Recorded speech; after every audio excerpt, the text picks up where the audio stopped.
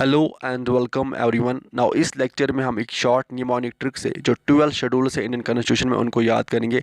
Mnemonic basically group of words और sentence होता है जिससे हम जो कॉम्प्लेक्स चीज़ें हैं उनको हम इजीली सीक्वेंस वाइज याद रखते हैं। एंड ये निमोनिक ट्रिक एग्जाम में चीज़ों को रिकॉल करने में बहुत ज़्यादा हेल्पफुल रहते हैं। एंड आल्सो अगर हम शेड्यूल्स की बात करेंगे तो शेड्यूल्स पे हर एग्जाम में, चाहे हम JK SSB की बात करें, स्टेट PSC की बात करें, SSC की बात करें, UPSC IAS की बात करें, UPSC EPFO एग्जाम की बात करें, तो हर एग्जाम में डायरेक्ट क्वेश्चन पूछते हैं कि ये पर्टिकुलर शेड्यूल किसके बारे में है।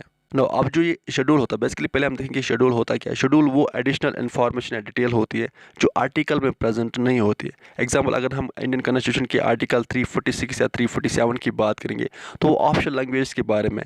बट अब कौन सी लैंग्वेज ऑप्शनल है, कितनी लैंग्वेज ऑप्शनल है, ये डिटेल आपको आर्टिकल में नहीं मिलेगी, ये डिटेल आपको 8th शेड्यूल में मिलेगी। सो दैट्स वाई जो शेड्यूल है ये इंपॉर्टेंट होते हैं। नाउ अब हम निमोनिक ट्रिक देखते हैं। तो यहाँ पे सेंटेंस है tears of an old man. तो इस सेंटेंस में टोटल 12 लेटर्स हैं, तो इन 12 लेटर्स से हम 12 शेड्यूल्स याद करेंगे।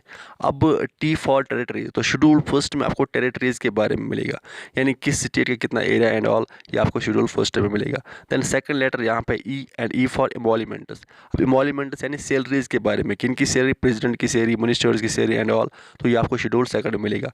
देन यहाँ पे थर्ड लेटर है A फॉर एफर्मेशन, यानी शेड्यूल थर्ड में आपको मिलेगा ओथ एंड एफर्मेशन के बारे में। नाउ फोर्थ लेटर है R फॉर राज्यसभा। तो शेड्यूल 4 में आपको राज्यसभा के बारे में मिलेगा कि कितनी सीट्स एलोकेट है and all.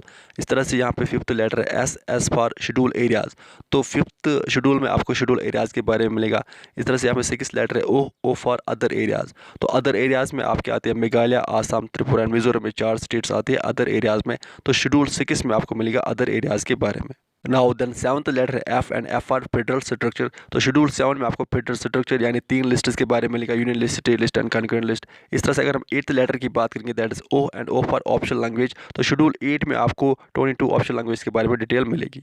Now 9th letter है L and L for land reforms. तो शेड्यूल 9 में आपको लैंड रिफॉर्म्स के बारे में मिलेगा। एंड इस पे IAS में 2019 में डायरेक्ट क्वेश्चन भी पूछा गया था कि किस शेड्यूल में लैंड रिफॉर्म्स के बारे में, तो दैट्स वाई आपको याद रखना है।